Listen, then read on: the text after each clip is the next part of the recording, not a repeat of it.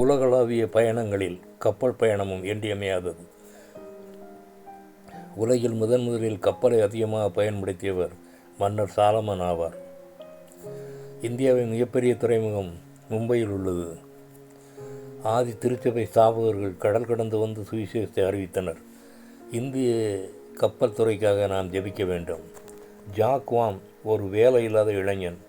1949ஆம் ஆண்டில் ஒரு நாள் விரக்தியோடு சான் பிரான்சிஸ்கோ கடற்கரையில் நடந்து கொண்டிருந்தான். அப்பொழுது கண்ணாடி பாட்டில் ஒன்று கடல் அலையில் மிதந்து வந்தது. அதை எடுத்து அந்த மூடியை கழற்றி பார்த்தான். உள்ளே ஒரு பேப்பர் இருந்தது. அது ஒரு உயில். யார் இந்த பாட்டிலை கண்டெடுக்கிறார்களோ அவர் என் வழக்கறிஞர் மேரி கோகனை அணுகவும். என் மொத்த சொத்தில் வழக்கறிஞருக்கு பாதியும் இதை கண்டெடுத்தவருக்கு பாதியும் என்று அந்நாளில் மிகப்பெரிய கோடீஸ்வரரான டெய்சி ஸ்பென்சர் என்பவர் எழுதியிருந்தார். 12 ஆண்டுகளுக்கு முன் தேம்ஸ் நதியில் வீசப்பட்ட அந்த பாட்டில் ஜாக் வாமை ஒரு வினாடியில் மிகப்பெரிய பணக்காரனாக மாற்றிற்று. இன்று கடல் கடந்து வாணிபம் செய்கின்றவர்கள் அநேகர். இவருடைய பாதுகாப்புக்காக நாம் ஜெபிக்க வேண்டும். இந்த வேளையிலும் கூட ஏதாவது கப்பல்கள் திசை மாறி செல்லுமானால் கலங்கரை விளக்கம் அவருடைய நேர்பாதைக்கு இழுக்கிறது. வாழ்க்கை பயணத்திலும் கலங்கரை விளக்கமாம் உலகின் ஒளியாகிய இயேசு கிறிஸ்துவை நோக்கி பார்த்து நாம் முன்னேறி செல்ல வேண்டும். கடலில் தொழில் செய்கிறவர்களுக்காகவும் நாம் பாரத்தோடு ஜெபிப்போம். சங்கீதம் 107:2. கப்பல் ஏறி கடல் யாத்திரை பண்ணி தண்ணீர்களில் தொழில் செய்கிறார்கள். Psalms 107:2.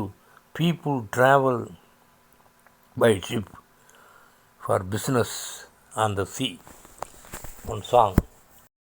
கர்த்தர் மேல் உன் பாரத்தை வைத்து விடு, கலங்கி தவிக்காதே, அவரே உன்னை ஆதரிப்பார், அதிசயம் செய்வார். கர்த்தர் மேல் உன் பாரத்தை வைத்து விடு, கலங்கி தவிக்காதே, அவரே உன்னை ஆதரிப்பார், அதிசயம் செய்வார்.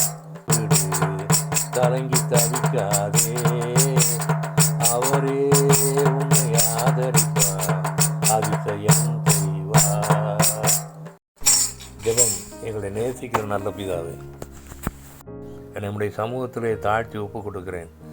கலங்கரை விளக்கமாம் ஆண்டவராக இயேசு கிறிஸ்துவை நோக்கி என் வாழ்க்கை பாதையில் நான் நடந்ததில்லை, கிருபை புரிய வேண்டும் என்று எகோஸ்வ மேசியா நாமத்தில் கெஞ்சுகிறேன் பரிசுத்த பிதாவே. ஆமேன்.